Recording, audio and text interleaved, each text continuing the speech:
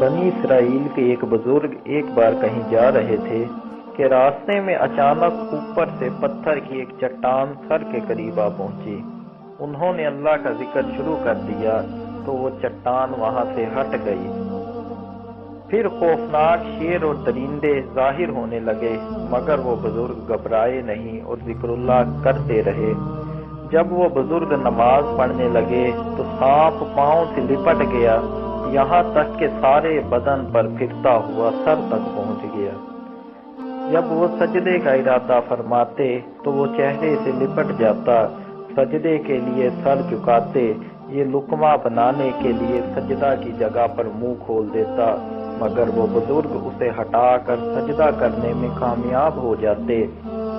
جب نماز سے فارغ ہوئے تو شیطان کھل کر سامنے آ گیا اور کہنے لگا، یہ ساری حرکتیں میں نے ہی کی ہیں، میں آپ کی ہمت و حوصلے سے بہت متاثر ہوا ہوں، لہذا میں نے یہ طے کر لیا ہے کہ آپ کو کبھی نہیں بہکاؤں گا، مہربانی فرما کر مجھ سے دوستی کر لیجئے۔ اس پر وہ بزرگ شیطان سے کہنے لگے کہ میں تجھ سے دوستی نہیں کروں گا، تو نے مجھے ڈرانے کی کوشش کی، لیکن اللہ کا شکر ہے میں نہیں ڈرا، میں تجھ سے ہرگز دوستی نہیں کر سکتا۔ شیطان بولا، اچھا اپنے اہل و عیال کے احوال مجھ سے دریافت کر لیجئے کہ آپ کے بعد ان پر کیا گزرے گی۔ فرمایا، مجھے تجھ سے پوچھنے کی ضرورت نہیں۔ شیطان نے کہا، پھر یہی پوچھ لیجئے کہ میں لوگوں کو کس طرح بہکاتا ہوں۔ تو وہ بزرگ کہنے لگے، ہاں تو یہ بتا دے۔ شیطان کہنے لگا، میری 3 جال ہیں، پہلا جال بخل ہے، دوسرا جال غصہ ہے اور تیسرا جال نشہ ہے۔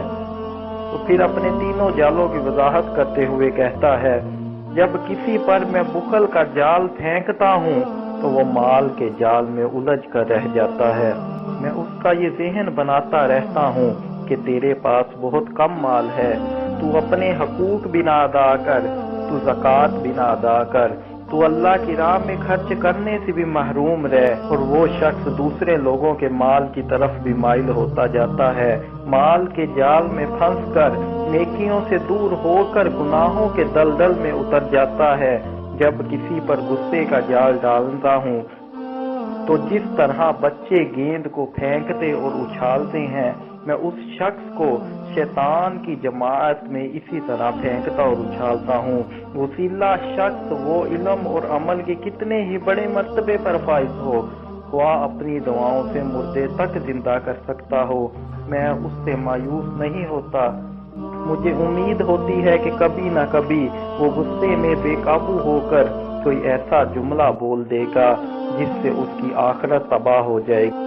تو رہا نشے کا جال، تو میں اسے پھینک کر بکری کی طرح کان سے پکڑ کر بندے کو جس برائی کی طرف چاہوں لے جاتا ہوں۔ اس طرح شیطان نے یہ بتا دیا کہ جو شخص غصہ کرتا ہے تو شیطان کے ہاتھ میں ایسے ہے جیسے بچوں کے ہاتھ میں گیند ہے، اسی لیے غصہ کرنے والے کو صبر کرنا چاہیے تاکہ شیطان کا قیدی نہ بنے، کہیں عمل اس کے ضائع نہ ہو جائے۔